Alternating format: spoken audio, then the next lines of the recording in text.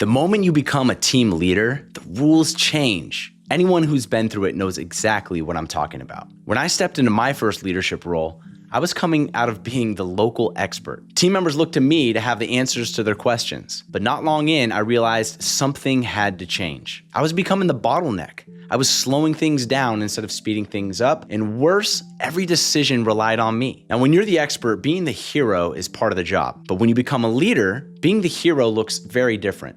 Let me break this down.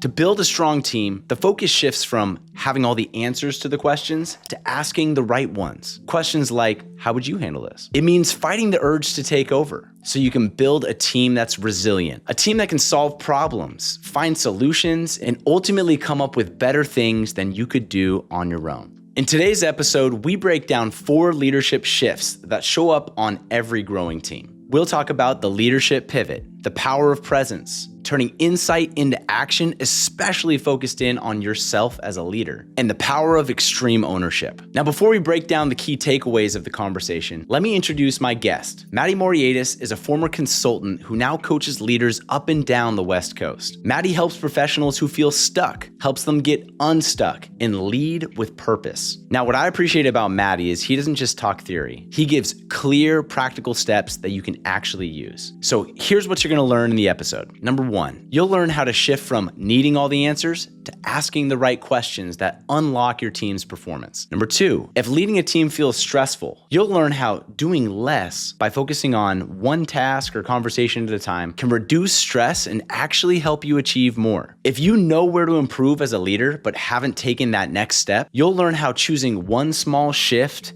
and building reps over time will make you stronger, just like working a muscle. And if your team isn't performing the way you want, you'll get a simple mindset shift that can 10x results, moving from what's wrong with them to what am I missing?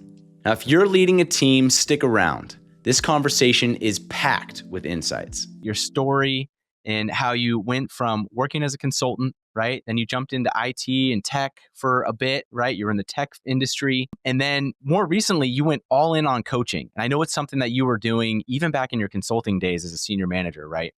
But now you're doing that full time. And so maybe we could start there, Maddie. Can you just kind of tell the audience a little bit about that journey and the important pieces, like why are you doing this now? Yeah, sure. It's a good question. So it's been a journey. I think that's a good word for it. Like you said, I started consulting, being in the Bay Area. I wanted to get into tech a little bit. And, I had great opportunities, great experience. But ultimately, there was just something kind of nagging in the back of my mind a little bit as to, I want a little something different, want to try something else, try and find work that I found more personally impactful for people I interacted with. And so ultimately, after a whole lot of, personal work and different programs, I found coaching. Like you said, it was something that I have done throughout my career informally, started building up doing it on the side a little bit and getting some experience and just really loved it. And so now I've decided to go all in on it, and it's been a great journey. So why now? It was almost a matter of time. It's been I was working towards it for a few years, and the timing just worked out, and I'm really excited right now to kind of be where I am and have the opportunities I have now. That's awesome, man. I love it.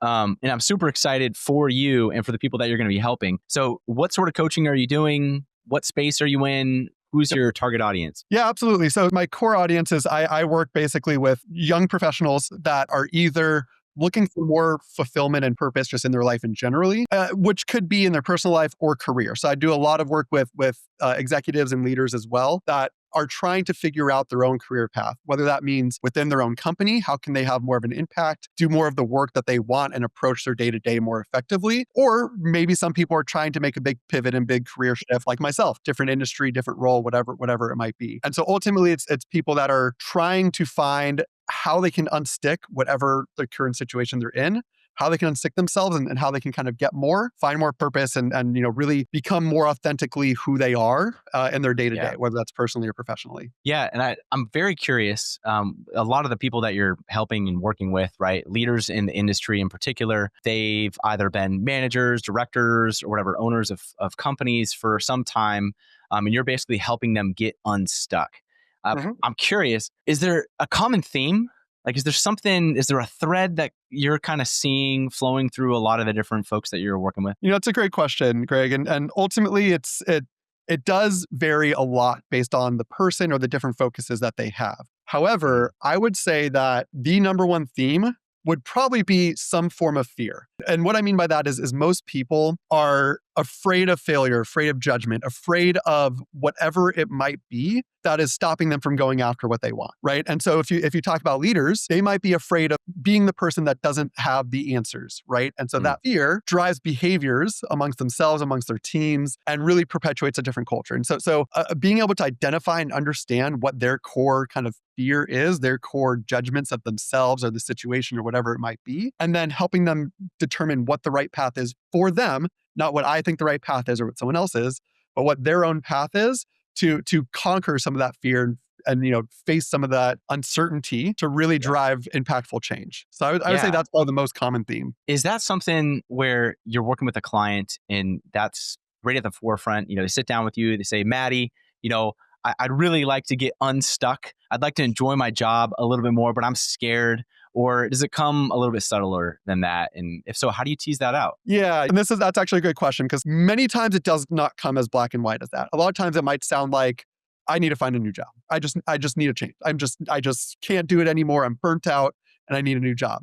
But then when you Mm. start to unpack that and you really start digging into it and asking the right questions, asking empowering questions, listening beyond just the surface level, all things I'm happy to expand on a little bit more. Yeah. That's when you start to challenge and raise the awareness to what they really want.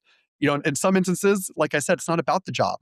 It's about the boundaries and how they're showing up as a parent, or it's about the type of work that they're focusing on, and the maybe the routines that they have that are either empowering them to get energy at the end of their day, or just feel like everything they're doing is just a slog, and they never have enough time in their day, or enough agency to do what they want. Yeah, totally. And so the fear kind of drives the behaviors, and then that'll manifest itself in a number of different ways. And I think one of the cool things about this podcast, and this is something that Maddie and I had talked about before jumping on here, is we're going to do things a little bit different.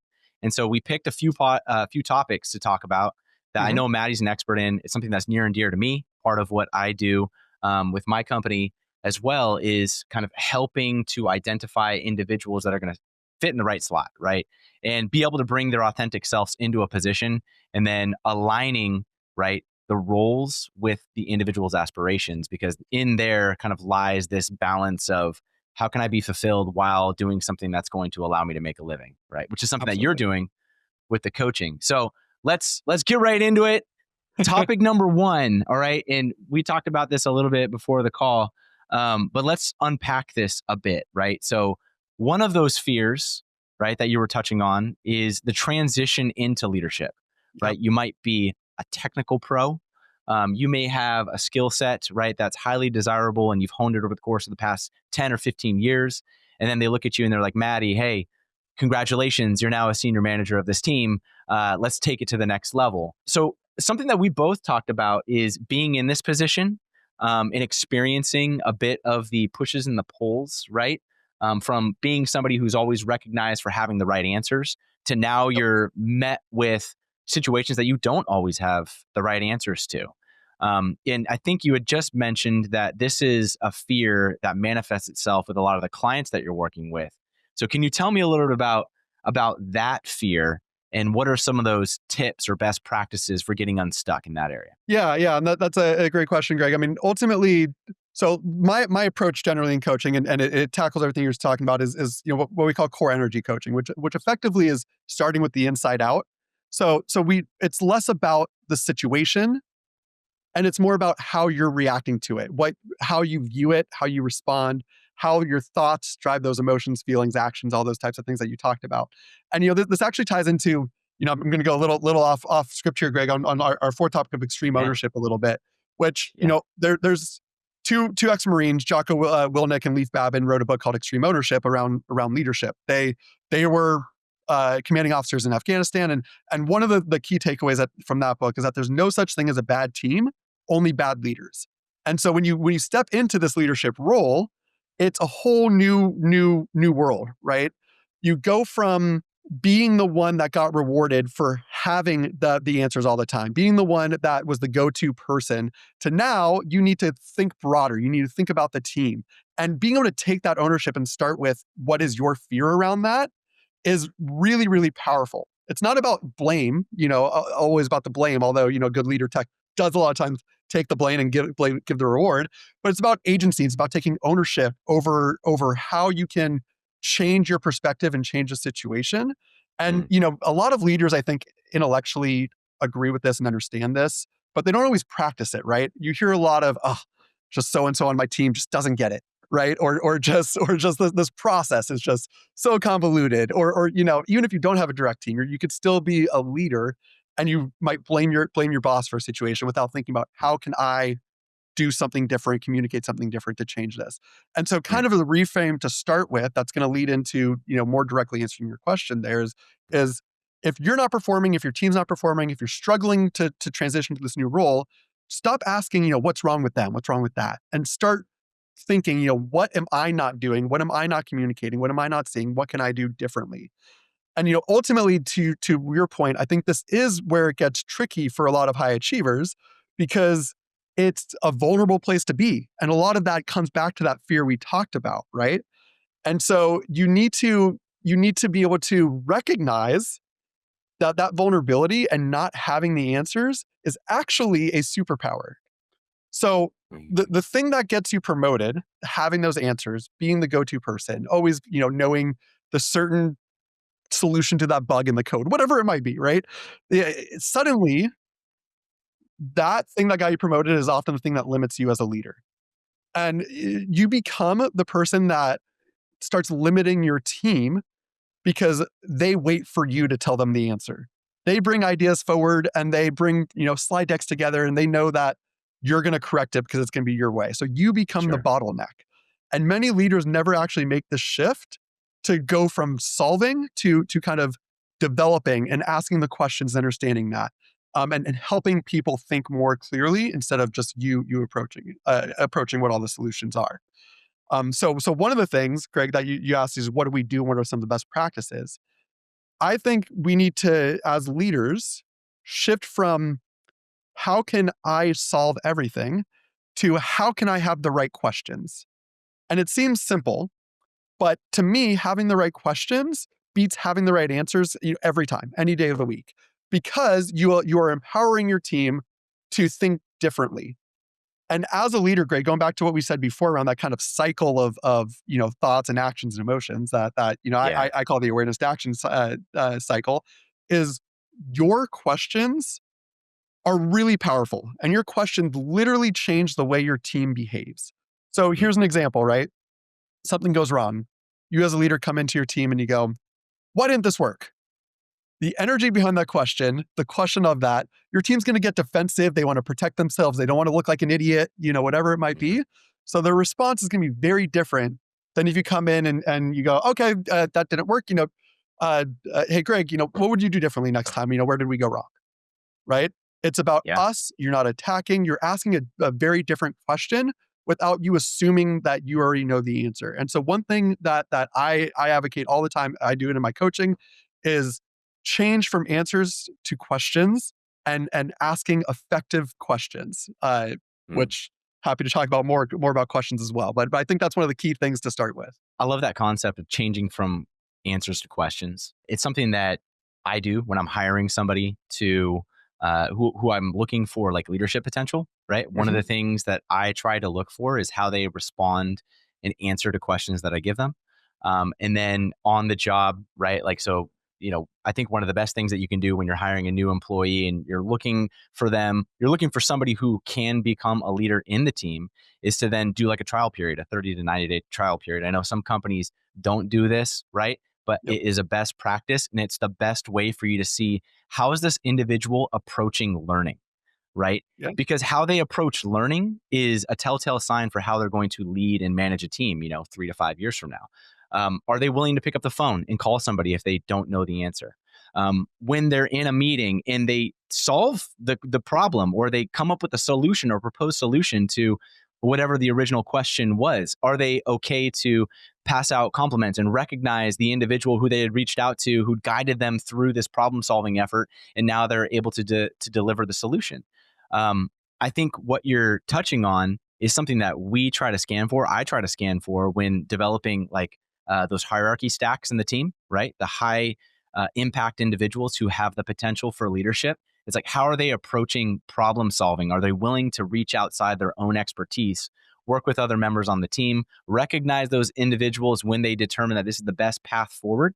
And it's something that's so, I think, difficult to do in your first step out of leadership. Like, Maddie, maybe we could touch on this for a minute, because it's something that's near and dear to me. You know, my first supervisorial job, right? I was managing a shop. I was training people basically how to use different rigs inside of like a manufacturing facility, right? And then I was training sales individuals on how to interact with customers. And I'd been doing this for like 5 years at that point in time, right? So I felt like an expert. I felt like I knew everything. And what I realized is I was hyper focused on the way that I was doing it, and not on, hey, these are the skills that these individuals have, and trying to figure out how do we let those skills add to the way that I was doing things before. And hey, you never know, you might get something more beautiful than what I had originally constructed, right? Absolutely. And that was an uncomfortable point for me. And I burned some employees out. I lost that. And over time realized that like the best way is to assess talent and then ask those questions that you can guide instruction to, you know, basically complement the areas that maybe are opportunities for an individual to grow, while letting them take the skills that they do have and apply them. And I think that's kind of what you're talking about here, right? Like some of this uncomfortableness, but maybe you can unpack that a little bit for me, because I imagine you probably went through something similar when you were growing into your leadership role, and that's trained you, you know, to basically ask questions. So can you tell the audience a little bit about what that story looked like for you? Yeah, I mean, there's a few examples that come up, and I think that's a great example, Greg, that you have of recognizing that the team is greater than the parts are greater than the whole, right? The sum of the parts are greater than the whole. Here's an example that just popped up in my head, Greg, for that is when I was working for the software company, so I had already been a leader for a while at that point. I was so bogged down in the deliverables and the meetings and trying to get things done. I was working on this proof of value for a really important customer of ours to try and get a big expansion on a contract. Okay.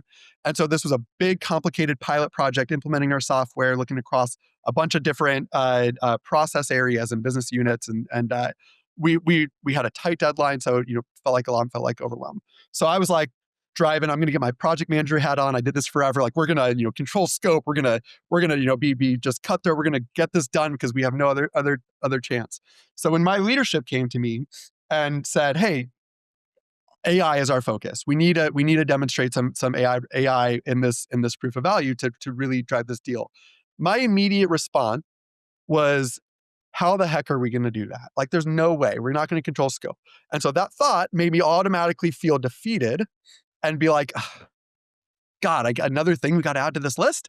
And so what did I do? I started saying, oh, well, we can't do it because of X, Y, and Z, but you know what? I'll talk to the team. I'll talk to the team, kind of deferring the solution, right? So then as a leader, when I went to the team leading this project, I immediately, approached it with like, oh, they want us to do this, but like, it's so much work. We're just checking a box. It's not, obviously that approach shuts it down, right? It doesn't allow any ideas to blossom. And it was clearly a mistake I was making. I am very thankful that I had built a good enough rapport with my team, that one of the guys on my team, one of our implementation consultants, was still brave enough to kind of push back and be like, "Hey, well, here's some ideas. I did this on a different project." And he actually came up with very reasonable ideas that were super easy to do, wouldn't add to our timeline, would make our leadership happy, and added value to the customer, which is what was important. And so I realized right then and there, like, oh man, like, here I was thinking I was an effective leader and I'm open, and I just came in like a bull and negative because I was just not in the right place. And I am so grateful that I had got the goodwill with my team for them to be confident enough to push back, because now we were able to implement the solution and make everyone happy and get it done. And so I think that that's one of those things that you kind of learn through experience a little bit, because no one's perfect. No one's perfect. You have different energy, different emotions throughout the day, and you're going to react to them. And that's normal. And so I think, what I find a lot with my clients is that telling them is one thing, insights is one thing, but until you experience it, until you recognize like, oh, that this is how I'm doing, how I'm behaving, this is how I can change, that's when the real change happens. And so it really is that awareness and then that buy-in to want to do something differently. And so once I realized that, like from that point forward in the proof, whenever there was some pushback or some scope, I brought it to the team first instead of just, making, oh, I think this is a bad idea, let me just shut this down. Yeah. And I think that's just a skill and something that you have to practice and learn and get comfortable with to recognize like the world's not going to end if you don't have that decision right then and there, or if you have to add one small thing because leadership's asking you to do it. Yeah, completely resonates with me. And I think, obviously the example that I was given was very early in my career. And during that time, I had the privilege of also leading a couple of different sports teams, right? And the failures that I was having in the professional, right, workforce, right, were I was noticing that like when I was out on the field, as the captain of a soccer and a basketball team, right, I was very much able to let go and let the professionals, let these very talented individuals do their stuff. And I was like, wow, like that's what makes a team work. And I started implementing some of that then in my work life. But, something that I started to learn, and I learned was like really powerful in bringing out the expertise of the team is the power of saying, I don't know. Oh, yes. Like, and I'm curious how you implement that. And if you think that there's, right, you're dealing with leaders who feel the pressure to have the answer, right? And that's part of what we were just talking about, like transitioning from expert to leader and having to have all the right answers. But the reality of it is, from my perspective, I found it incredibly freeing when I felt comfortable enough to sit back and someone bring a question to me and be like, you know what? I don't have an answer. I'm not Yep. entirely sure. What would you do? And then in those moments of asking them and letting their thoughts start churning, right, was something that stuck with me from B school. Was I had a professor of innovation, and she said something that sticks with me to this day. She was like, the innovative team beats the lone genius every time. I think you can see that manifest itself in sports. You can see that manifest itself in team work environments, right? But when you're able to bring others, like create an environment where they feel like they can be vulnerable, share their ideas and their expertise, and that's together going to move the team forward, it's a really powerful phrase, right? Like, I don't know. Absolutely. I'm curious how that resonates with you. 100%. And it's really ironic, I guess, because you think saying that makes you look weaker or worse, or people are going to like lose trust and respect for you. Yeah. And it has the opposite effect. 100% has the opposite effect. They go, oh, they actually value my opinion, or they're not just blowing smoke. They are actually caring about how we can do this together, and it makes it feel more collaborative. And so 100% resonates with me. And like anything else, it's a habit, it's a skill that you need to practice. Right. It feels uncomfortable at first. You will hear that voice in your head go, oh no, if you say that, you're going to look like an idiot, or they're not going to, they're going to lose respect for you as a leader. And you have to quiet it and act anyway and do it anyway. Totally. And Totally. it's powerful, because ultimately that is how you allow other people to grow. And that is how you get their respect. Yeah, and how you de-stress your own life, right? I mean, I imagine a lot of these leaders that are coming to you and you're coaching them on, you're feeling stuck, you're feeling stressed out by your job. Well, it's like, dude, you got the weight of the world on your shoulders.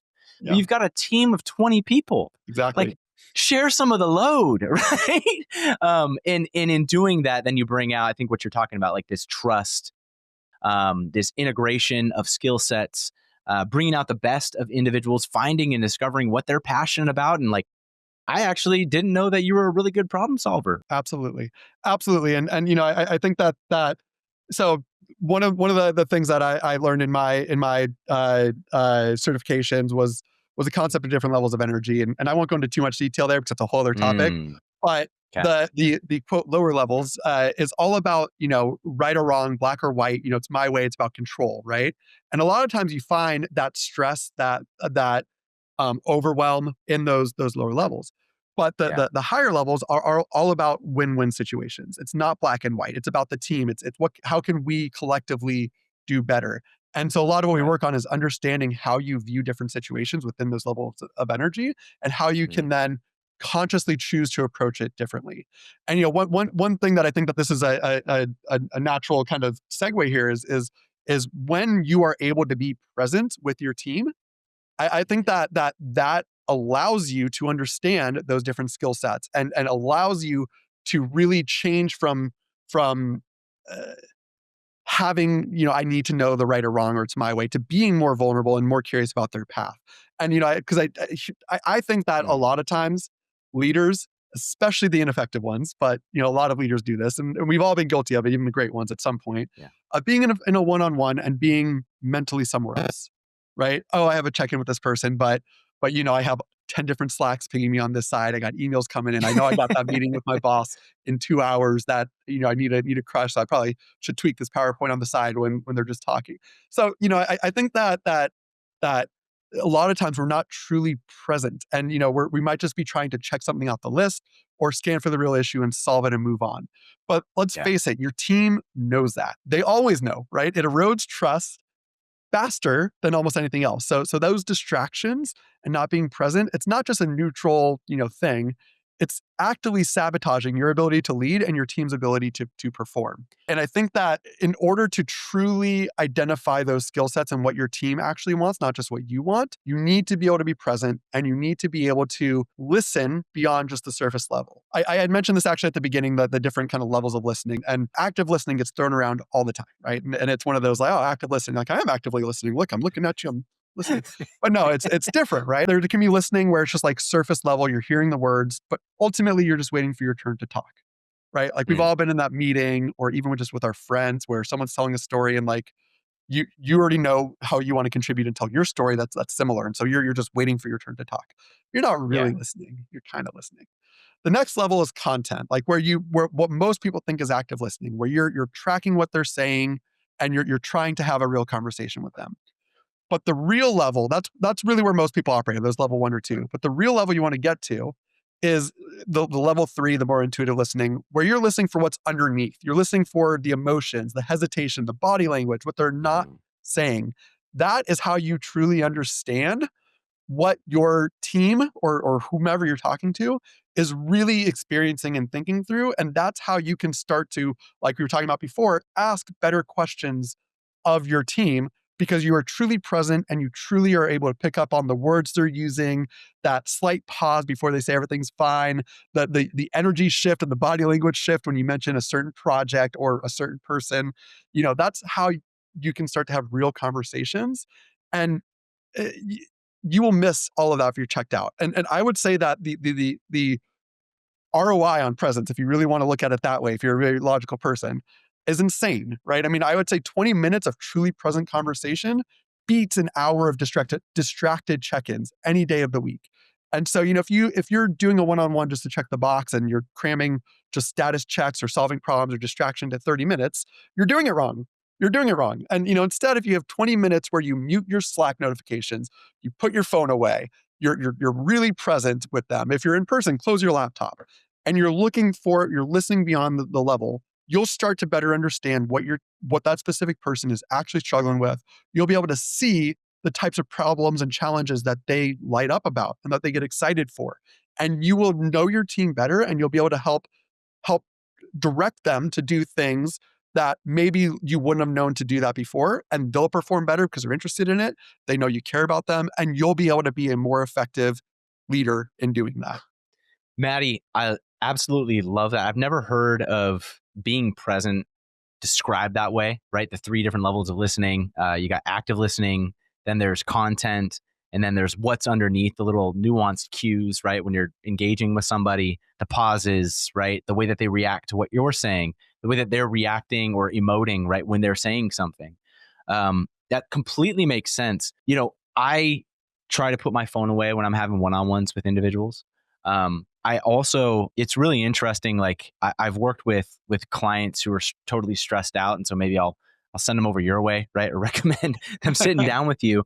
And one of the reasons I think is there's this whole idea of context switching also, which makes it almost impossible for you to be present. So when you're constantly moving from one topic to the next, you're checking the Slack channel, right? Or you're replaying the last meeting in your head, you don't really have an ability to be present in any of the activities, right? Like if you're multitasking, like it's like you're really you're tasking, you're maybe completing tasks, but you're not truly involving yourself in each of them. It's almost like you're going through it with the robotic notion. And when this translates into leadership or like sociology, right? Or social environments, right? When you're having a conversation with somebody, it's way less rewarding to not be present, right? Like I think about the conversations that I exit where I know somebody's distracted, or the conversations that I exit where I know that I was distracted. And I end up like leaving that conversation a little bit like not really inspired or fueled or anything. If anything, it's even more stressed out than I was before I had the conversation. And so I'm interesting if there's the interplay between, this second topic that we're talking about, right? And the power of presence, and the first one, right? Transitioning from expert to leader, and some of the common thread that some of your clients are experiencing, I imagine all leaders are experiencing, right? Like if they could just be more present, they might actually enjoy their jobs a little bit more. Totally. I think a lot of kind of professional development or personal development, a lot of it is simple, but not easy. It's a simple idea. It's a simple concept, but in practice, it's hard. It's uncomfortable, right? Because it requires change, and it requires literally, in some cases, rewiring the neurons in your brain. There's this idea of neuroplasticity where it's your neurons literally change when you learn a new skill, and different connections, different pathways. Now, by default, they're going to take the easiest path, the path that's been trodden a bunch, the wide trail, versus having to bushwhack through all the hard stuff to form a new trail, right? But that is the problem, is being present, like everything else we talked about, is a skill that you need to practice daily. That is the only way where it'll start to become second nature, where you literally reform those neural pathways to stop looking for, judging yourself and that voice in your head, and start looking for the opportunity, and start looking for how you can empower the person or your team more effectively. And so absolutely, I think they're connected. And it is another example of just a skill that might not be forced to practice when you are an individual contributor, because you're just focused on the task, delivering output, versus being able to take a step back and be intentional with how you're showing up right now and what you want to do. And so there's absolutely a connection point. And ultimately, it is one of the most overused pieces of advice, but for a reason, because one of the most valuable pieces of advice of it's all about mindfulness and being present and being intentional and all that. And it's simple in concept, but anyone that's tried to actually make real change and do it knows that it's not easy. And that's why it is called, a practice a lot of times, mindfulness practice, meditation practice. But, it's an ongoing thing that you need to develop over time. Interesting. Yeah. It also makes me think about one of the industry. I forget what the number was. I looked it up the other day, and it was staggering. It was like hundreds of billions of dollars is spent every year because people leave their positions.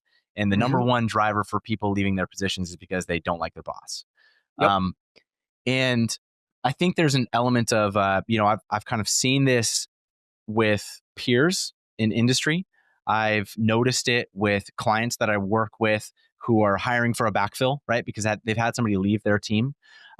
Maybe they weren't 100% present in the interview, right? And painted like the clear picture of what it's like working on the team. And then an individual gets on the team and they're like, wow, like you're way different than I thought you were. Like, and it's almost like when you're not present, you're unable to create or paint the clear picture of what working for a team or working in an environment or the working culture is in a team. And I'm not sure if you've experienced that at all, but it's a huge driver of dissatisfaction in careers, right? Is just not being 100% aligned. And that alignment literally comes from being present, being able to take a step back and lay out what the future of working with the team actually looks like. 100%. And I would even tie it back to what we were talking about before of asking better questions, because you're present, you're able to ask better questions, right? And so here's an example, right? A more empowering question. A lot of leaders try and guide their team the same path that they took, because it worked for them, so it's going to work for you. It must be what you want, and that's what success means, right? And so you might be asking a very leading question. You might be doing a evaluation with them and say, what internal projects would you like to get involved in this next quarter? Very normal question, right? That's important for the business. That sounds like a very good question to ask. You care about them, you're trying to help them get exposure. But there's some people that couldn't care less about an internal project and getting their name out there to become a people leader. They don't care, and that's okay. And although you think you're trying to help them and guide them, your questions are leading them down a path that you wanted. It might not be what they want. So here's a different question. What is your definition of success here? Hmm. They might not care about being a people leader. They might not care if the CEO knows their name. They might want to become the best, most technical programmer at the company, and they just love that, and that's all they care about. So they don't need internal projects. They don't need leadership training. They want to get the most complicated projects. They want training on technical stuff, a whole different skill set and a whole different role that is a perfectly valuable and acceptable role that it's hard for some leaders, especially newer leaders, to recognize because they're still stuck in this is what I wanted, this is what worked for me. So therefore, I'm going to have you follow my path as well. And I think that in order to be present and recognize what they want and ask the right questions to figure out exactly what they want will be very eye-opening and allow your people to feel more seen, more valued, and ultimately add more value to the company. And you can't be afraid that might mean that they're going to leave your team and you're going to have to find a backfill. Yeah, that might happen. But guess what? They're going to leave anyway eventually if you don't care and if they're not happy. But you might as well help them and benefit your company at least in the process. So I think that there's absolutely a tie to it, and it really is coming back to understanding the individual and what they care about, and kind of stepping out of your own ego and your own fire drills that you're constantly addressing to be a little bit more present and more intentional. Absolutely. Unpack that early and unpack that regularly, right? It's like, Yes. Literally in the interview, right? You should be getting an assessment of how this individual, if this individual's like career path even aligns with the role, right? Yep. And then the regular check-ins, right? At a minimum, I mean, I don't know how often you do this, but at least with my team, I make sure that on a quarterly basis that the career goals that they had last quarter were still in alignment with those, that the tasks that they've been given to run or the projects they've been given to run still are taking them towards realizing those goals, because goals change too, right? People change over time. And it's being present, asking the right questions on some sort of a regular cadence to make sure that you're still in alignment with what their career goals are, and the projects that you're giving them are aligned with those. Well, all right. One thing that I wanted to ask, and this kind of jumps us into our next topic, is self-awareness. You see it all over. I've taken, the Myers-Briggs test. I've taken the personality traits test, right? There's all these different assessments that you can get as a leader. And then they kind of give you some insight into what's your, modus operandi. Like what is that? What is that base state that Greg Downs or Matty Moriatis, function on? But what I've always noticed is, I'll have like a director pull us into a room. We'll take this group assessment. We'll come up with these great insights for things that we can enact in order to become better. But then nothing ever happens. Are you noticing that in your industry as well with like some of the folks that you're working with? Yes. So yes, absolutely. Like you said, organizations will spend thousands on assessments, DISC, Strength Finder, Myers-Briggs, engagement surveys, 360s, whatever. The results come back, everyone nods, and then nothing changes. It feels good because it feels productive and we like feeling seen. We get them, we go, oh yeah, that is me, and it feels good. You kind of like, oh, I know something about myself, and that's awesome. But really it's I kind of call it insight hoarding. You collect self-awareness like it's a trophy, but you never actually do anything with it, right? And so to me, knowing you're a high D or that you need to delegate more, or it's worthless if your behavior stays the same 6 months later. And ultimately, insight without action is just another form of entertainment.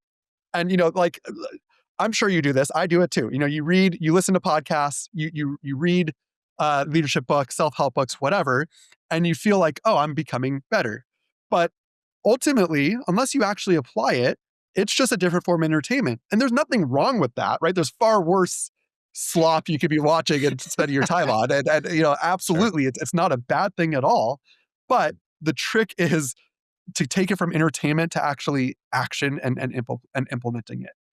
And, it's tough though, right? Because no one teaches you how to translate those insights into behavior change. It tells you about yourself, but it's not really like actionable always. Sometimes teams can come, oh, we can do this differently, but unless it goes back to what we were saying before. It's uncomfortable, right? It's change. Change means Yeah. doing things differently. Feels awkward at first. It feels inefficient. Like it takes more time. It's harder. Maybe this is a bad idea. And so what tends to happen, people just don't prioritize it.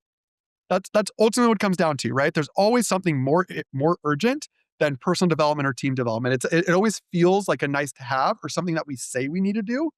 But in the end, that meeting's still happening tomorrow at 2:00, and we better be ready for it. And so, this will just have to wait.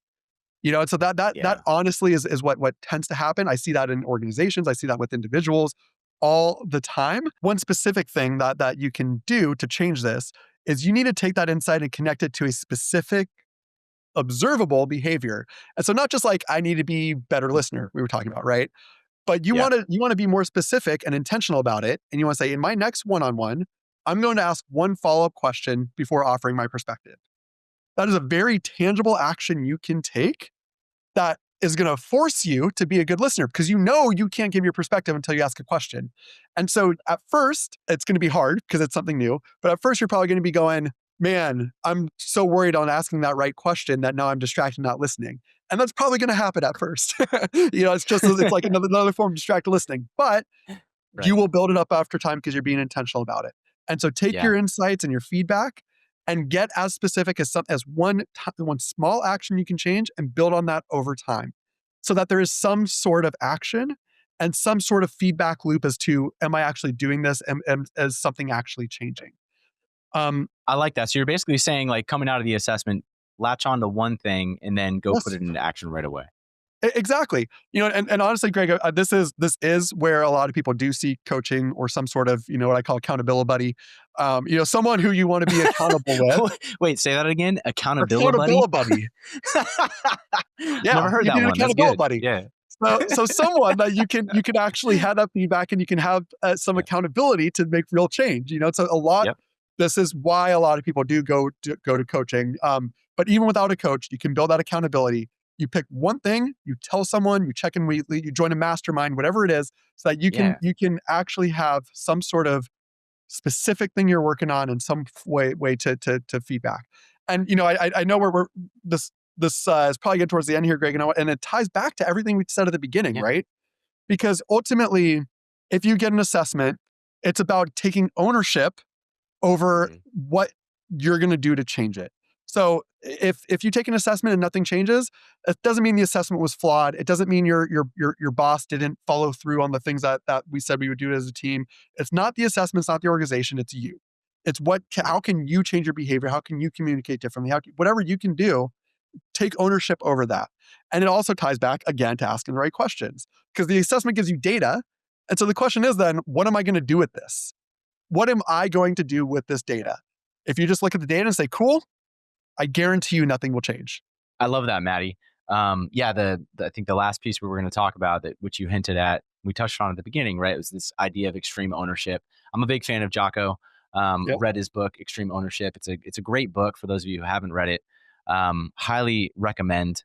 I give some practical tips, right? Or tactical tips, right? In order to take these actions and then implement them. One thing that stuck with me is I'm a big fan of habits, right? And I definitely realize that, like, more reps, the better I get, right? So like the more reps I do, the better I get. You talked about how when you implement something new, it's going to seem uncomfortable at first.